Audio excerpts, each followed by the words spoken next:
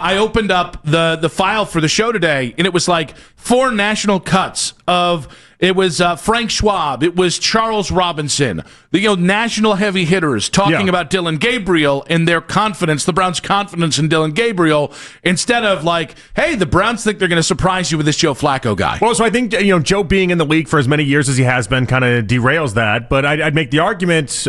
People talk about Aaron Rodgers and what he's going to do in Pittsburgh. Mm-hmm. People they're like, think about it. Within Pittsburgh in that conversation. Now Rodgers brings a lot to the table anyway. He had a better career than Joe Flacco did, but people are discussing like, what's that offense going to look like? Is he going to do? Is Tomlin and Arthur Smith going to do to him what he did to Russell Wilson last year, or is he going to let him go ahead and have more of an offense? With Joe, it just isn't the convo. I just think it's interesting that we've gone from, and when I say we, I'm talking about the royal we of the media, have gone from Shedeur Sanders, who, at one point fourth stringer, now third string quarterback, to a backup who, most of the people now talking about the Browns' confidence in Dylan Gabriel are the people that were also like, hey, he wasn't supposed to be a third-round pick. Yeah, I think there is a shock factor attached to Dylan. I think he looked much better than people expected, and I do think he falls into that bucket, as Sean Salisbury puts it, like just the gamer, the guy that maybe just stinks at practice but then is really good. But we didn't find anybody that was saying that Dylan Gabriel was going to be what we saw in those preseason games. So there's a shock element here. Well, and here's the other thing. Those same people were not saying this a week ago after his first preseason game where he turned the ball over twice. Mm-hmm, yeah. I think that's where it just feels a little herky-jerky to me. And I do think, I've noticed a groundswell of, I don't want to say groundswell, comparative to the first 3 months we talked about Dylan Gabriel, I've noticed a groundswell of fans that have presented him as the great hope. I'm like, okay. I feel like if you're nonplussed about Shedeur, totally get it. You should probably be nonplussed about Dylan Gabriel. Like, they're mid-round picks, and I don't really distinguish one. I feel better about one's physical talent versus the other. But in terms of, hey, we got our future here. No, that's what this season's kind of to figure out. I'm excited to find that out, but I understand it might not be finding out what we want to find out. Let's put it this way, and this is coming from someone that owns a Shedeur Sanders jersey, but if I saw someone wearing a Dylan Gabriel Browns jersey right now, I'm still like, wait, you spend money on that? You thought that was the investment that you wanted to make? I do like the symmetry of the judgment in that. Yes. Yeah. Well, it depends, too. If I went up and was like, so you spent money on that? And they're like, oh, no, we bought it off DHgate. Okay. We bought it off Chinese eBay. I'd be like, okay, not that much, not that expensive of a purchase. That's better, but if you've got the $350, because there's like levels to it. The real stitched out, the real authentic, the really nice. I'd be like, well, I just don't know that many people that are really going that hard in the paint for Dylan Gabriel to that degree, but he definitely does seem like he's got way more fans behind him than what he did, let's say, 4 or 5 days ago. Are the Browns behind this? That sounds calculating. Teams are calculating, but that sounds like almost nefarious. Meaning, are the Browns doing the PR push of, hey, just so you guys know, the season, this is really about these young guys, and we're going to get there eventually, and we've placed our hope and trust in Dylan Gabriel. Well, so if that was the case, they wouldn't be posting like what I saw earlier today, where it was Joe Flacco and David Njoku basically doing the stepbrothers, did we just become best friends? Oh, see, that's social media versus their actual PR team. I'm thinking because I do think, and by the way, I think it has more to do with Shedeur than it does Dylan. Because their social media team was definitely, they spent all day pushing Joe Flacco and David Njoku and the clips that were from the preseason games, the behind-the-scenes clips, and trying to make that buddy-buddy relationship a thing. I do not remember their social media team pushing out the video of Dylan missing 2 throws yesterday. I don't remember that. Right when they're thrown into the hoop, I don't remember them. No, pushing that out. That wasn't their social media team. Yeah, that wasn't their social media team. That was our social media team. We did. Oh, that's a different. The fan did that. That's a different. Oh. I wonder why they didn't. Shedeur did hit it though, did he not? He did. He hit it real good. No, I think it would make sense that this organization is pushing hope in light of a lot of people really not believing they're to do anything this year, and that hope is, hey, it's not Shedeur, it's Dylan. Well, so wait, so you said, okay, so social media doesn't count. What part of the Browns are pushing this, then? No, the PR team. That's why Frank Schwab and Charles Robinson. Oh, you think they're the ones talking to Schwab and Robinson and saying, hey, this is the new directive. I'm not disagreeing. Them or Stefanski. Okay. I think Stefanski is real nice with the media, and the national media, and I don't think people realize that.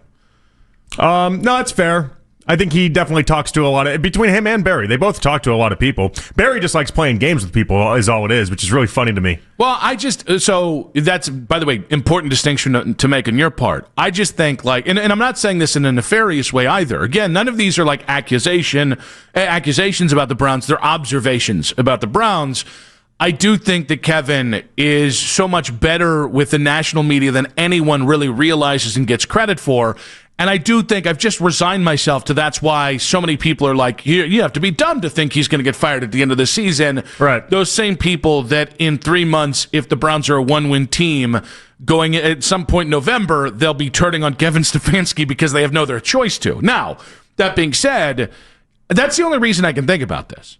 Like, why would Charles Robinson this week be thinking about Dylan Gabriel, the backup, a third-round pick? Why would Frank Schwab? Why would, I think it's Orlovsky had something on Dylan Gabriel, although I think it was on social media. Yeah, Orlovsky did. He had the whole thing where he talked about Dylan Gabriel. He basically made it seem like Dylan Gabriel was ready for the NFL tomorrow. Yeah, and so, I don't think they got there on their own, and the only reason I can think of, again, it's not about Joe, it's about, hey, if we get to the point where we have to pull the trigger on Dylan Gabriel, we want to make sure why isn't there a Shador conversation there? Because nobody's asking for Dylan Gabriel conversations. Now maybe they think to themselves, we ran the Shador convo into the ground. Maybe this is tangentially Shador, so that's their angle on it. Or maybe they're trying to give a voice for the voiceless. Like, we spend so much time on Shador, I'll show you I'm fair and balanced in a way, and I'm gonna spend some time on Dylan Gabriel, but it really does make no sense to spend that much time on Dylan Gabriel. 216-474-0092. Why is Dylan Gabriel the bigger story than Joe Flacco nationally?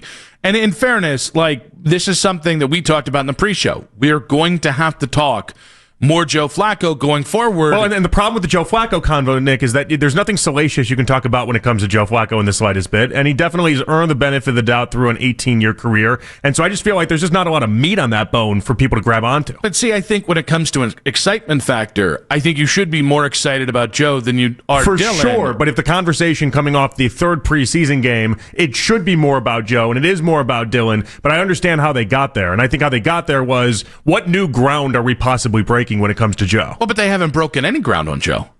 I think that's when we're talking about specific to this team this year, there has been no analysis of Joe Flacco, which leads me to believe people think that the change out on Joe to Dylan is going to be really quick. And if that's the Browns, I don't think it's the Browns' mentality. Because I think Kevin Stefanski's mentality is, I'm going to show all you bastards who think we're going to hit the under or who think we're just going to barely hit the over at 6 wins. I'm going to show you guys because I know that I can only trust this situation so far. But I think that's what Kevin's saying.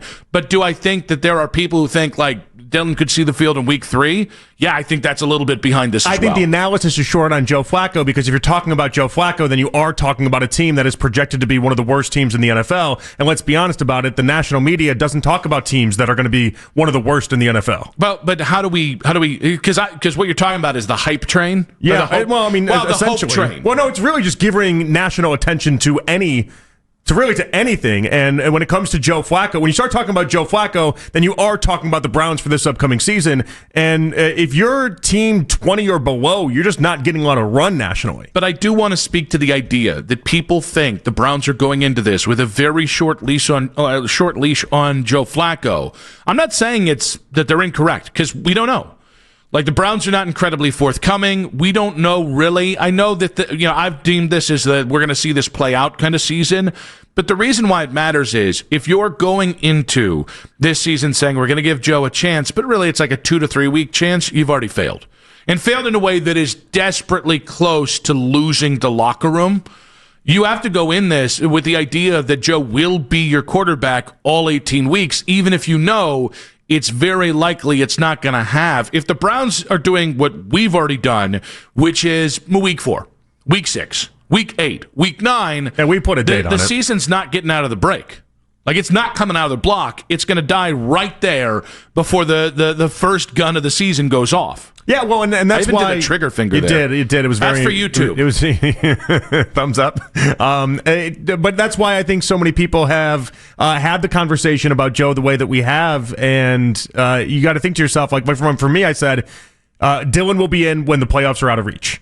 Like that, I think, is an honest way to approach it, and that's a way that I think the Browns would approach it as well. And if the playoffs never get out of reach, then guess what? Dylan never sees the field. So I think that's the way, in a logical situation, the Browns will, assuming all levels of the Browns, from Haslam to Andrew Berry to anybody in that front office, to Kevin Stefanski, to Paul DePodesta, Mr. San Diego himself, assuming they all are on the same page and want the same thing, and assuming they all agreed on the same thing.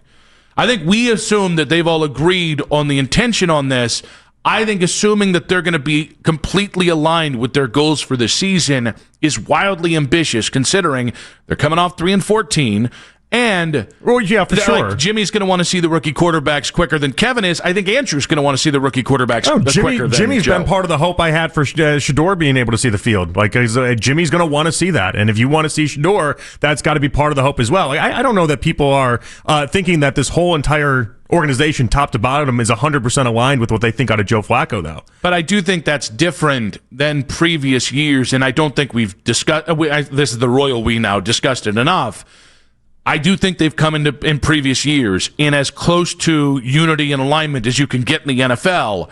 I think this might be the year where you're not, and I do think even if it's 5% difference in terms of your alignment, well, that can get really cattywampus really quickly as losing starts to pile up if that's the way this goes. I mean, ultimately, and this is the first time in a while I've been able to say it this way, but ultimately it does feel like Jimmy Haslam's going to have the biggest say. He always does as the owner, but it felt like he was distracted a couple years ago. It felt like he was off and away. It feels like he's very involved right now, and it feels like Jimmy's going to be the one that gets the final, hey, this is when I want to see this happen. I don't think it was an accident that he put out there that he wanted to see both rookies, and he's made it very clear to Stefanski and Berry that he wants to see both rookies play this year. In fairness, with Jimmy, it could just be an accident that he said that. He does say a lot of things. Jimmy's a bit of a wild card. 216-474-0092. At Nick Wilson says, at Jay Peterlin on social media reactions on X, powered by Scheiben Jewelers, Cleveland's premier jewelry store. Why is Dylan Gabriel the bigger story right now nationally than Joe Flacco? It just feels a little weird to be